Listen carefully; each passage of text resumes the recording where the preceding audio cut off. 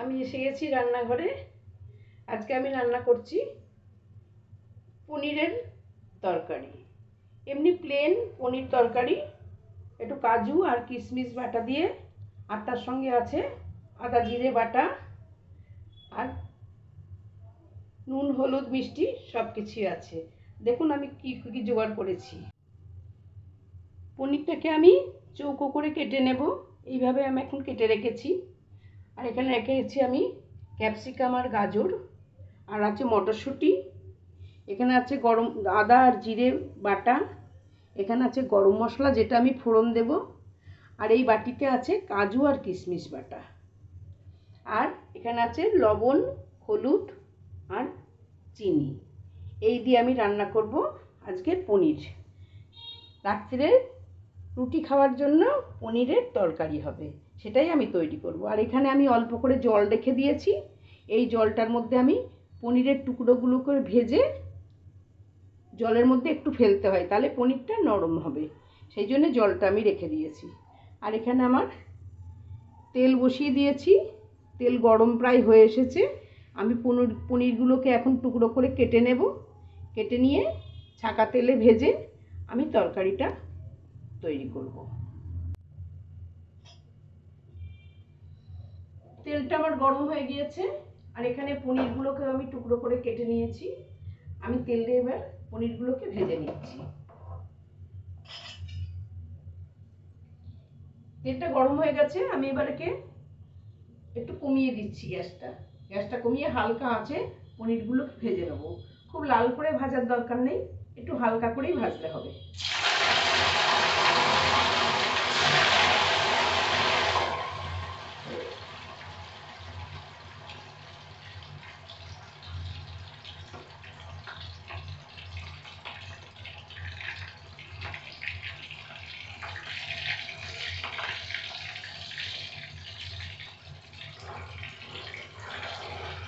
তেলটা একটু বেশি গরম হয়ে গিয়েছে, যার জন্যে তাড়াতাড়ি লাল হয়ে গেল।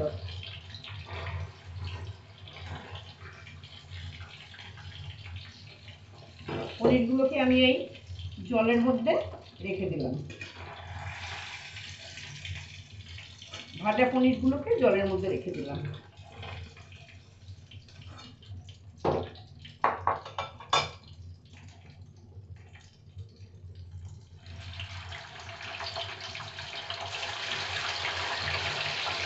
আমি একে একে সব পনিরগুলোকে ভেজে নেব আগে।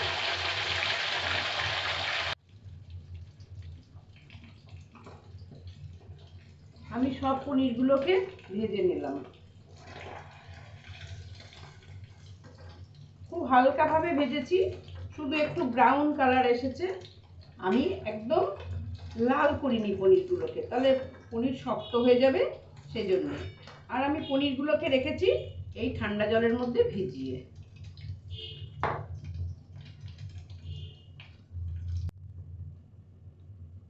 এবার কড়াই আমি ফোড়নটা দিয়ে দিলাম।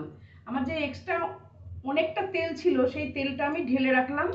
আমার যতটুকু প্রয়োজন তেল আমি ততটুকুই দিয়ে আমি ফোড়নটা দিয়ে দেব। আমার প্রয়োজন মতন এতে তেল আছে, আর এতে আমি 1 চামচ ঘি দিয়ে দেব। 1 চামচ ঘি দিলাম। এবার আমি এতে গরম মশলাটা ফোড়ন দেব।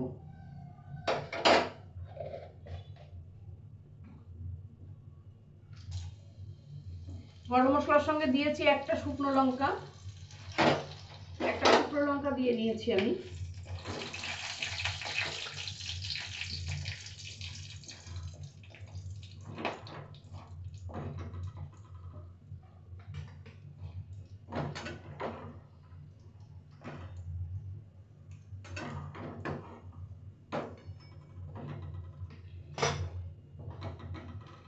লঙ্কাটা আমার ভাজা হয়ে গিয়েছে হালকা করে, আর গরম মশলাটা হয়ে গেছে। এবার আমি এর মধ্যে দিয়ে দেব ক্যাপসিকামগুলো। ক্যাপসিকাম আর গাজরটা আছে, এটা আমি ভেজে নেব হালকা করে। খুব বেশি এটা লাল করে ভাজবো না, আর তাহলে সবুজ ভাবটাও থাকবে না, নষ্ট হয়ে যাবে। আমি হালকা করে ভাজবো।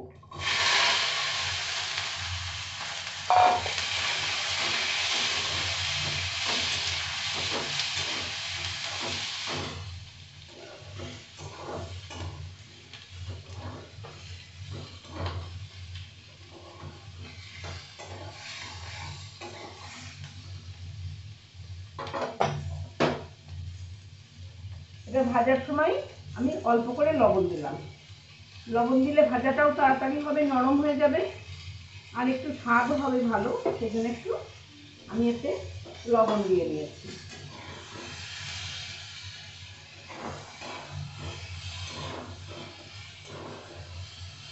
এটা ভাজা হয়ে গেলে তারপরে আমি জিরে আর আদা বাটাটা দিয়ে দেবো, দিয়ে সেটা ভালো করে কষিয়ে নেব।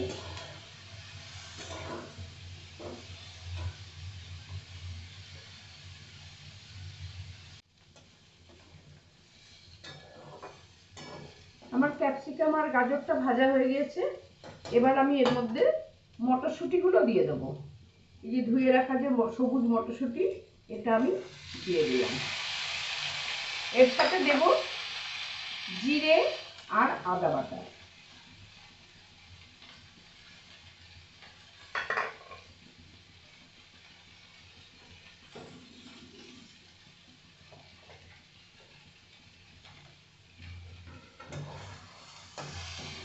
এই জিরে আর আদাটাকে একটু ভালো করে নাড়াচাড়া করে নেব।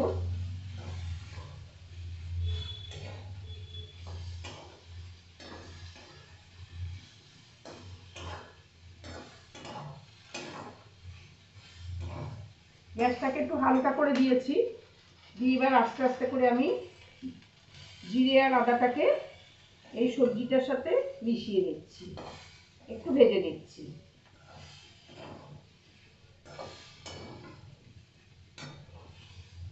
আমার জিরে আদাটা হয়ে এসেছে, এ থেকে তেলটাও আমার ছেড়ে দিয়েছে।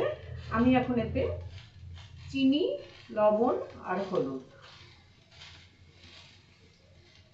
চিনি, লবণ আর হলুদটা দিয়ে দিচ্ছি।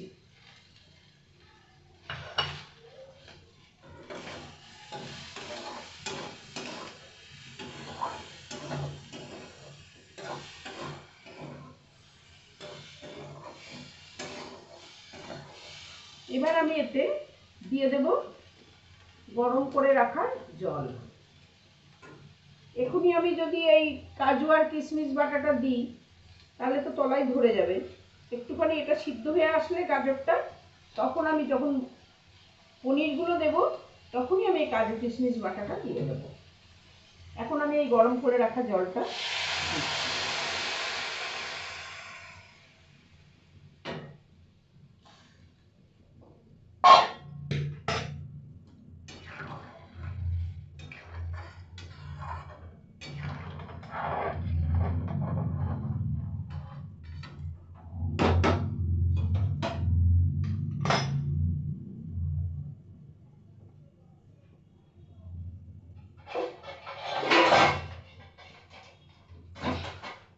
এখন এটাকে আমি একটা পাত্র দিয়ে ঢাকা দিয়ে দিই। একটু ফুটে সিদ্ধ হয়ে আসলে তারপরে আমি তরকারিটাই পনির দিয়ে দেবো, আর তার সঙ্গে দেবো কাজু কিশমিশ বাটা। আর উপর থেকে আমি দিচ্ছি দুটো কাঁচা লঙ্কা, কেননা একটা শুকনো লঙ্কা ফোড়ন দিয়েছি, কোনো গুঁড়ো লঙ্কাও দিইনি, আর রং হওয়ার জন্য আমি কাশ্মীরি লঙ্কার গুঁড়োও দিইনি। এটা বেশি রং, ঘরোয়া খাবার বেশি রং না দেওয়াই ভালো, সেই জন্য আমি সাদামাটা রান্না করলাম। আপনারাও এইভাবে রান্না করুন, করে খেয়ে দেখুন কেমন লাগে। অবশ্যই তো ভালো লাগবে, পনির খেতে তো ভালোই লাগে, সব বাচ্চারাও ভালোবাসে, বড়রাও ভালোবাসে। আপনারাও রান্না করুন, করে আপনারা খেয়ে দেখুন। যারা এখনও সাবস্ক্রাইব করেননি একটা সাবস্ক্রাইব করে দেবেন, আর যারা ফেসবুক দেখছেন একটা ফলো করে দেবেন। শেয়ার করতে অবশ্যই ভুলবেন না। কমেন্ট করে জানাবেন আমার রান্নাটা কেমন লাগলো আপনাদের।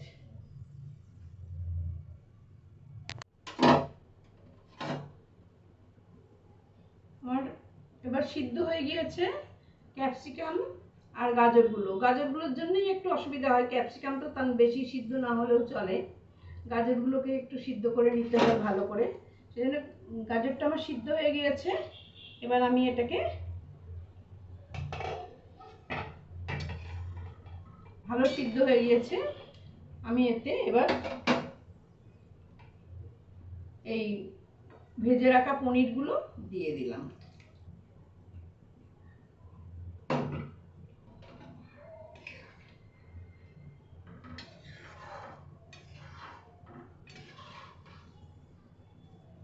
তার সঙ্গে দেব আমি এখানে কাজু আর কিশমিশ বাটাটা, এটাও দিয়ে দিচ্ছি।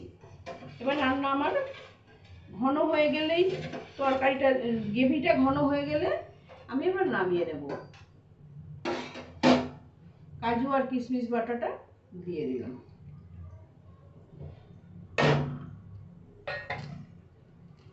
একটু খানিকক্ষণ ফুটবে, ঘন হয়ে যাবে যেই গ্রেভি, তখন আমি নামিয়ে নেব।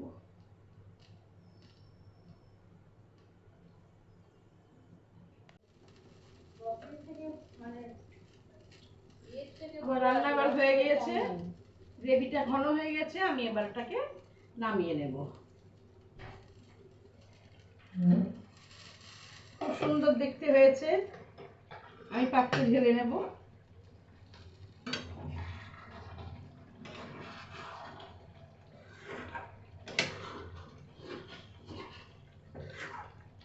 একটু রসা রাখলাম, এই রসটুকুনি গ্রেভিটা একটু টেনে নেবে, কেননা একটুখানি একেবারে শুকিয়ে ফেললে রুটি বা পরোটা যাই থাক খাবেটা কি করে, যদি একটু গ্রেভিটা ভালো না থাকে, ঘন ঘন না হয়, সেই জন্য এবার আমি নামিয়ে দিচ্ছি।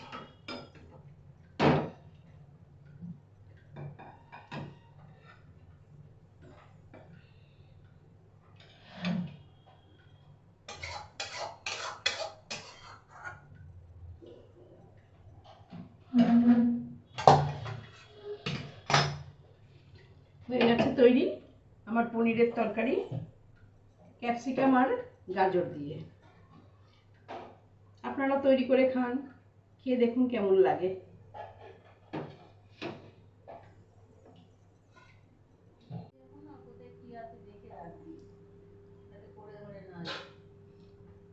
আমার পনির রান্না হয়ে গিয়েছে, ঢেলেও নিয়েছি পাত্রে, খুব সুন্দর দেখতে হয়েছে।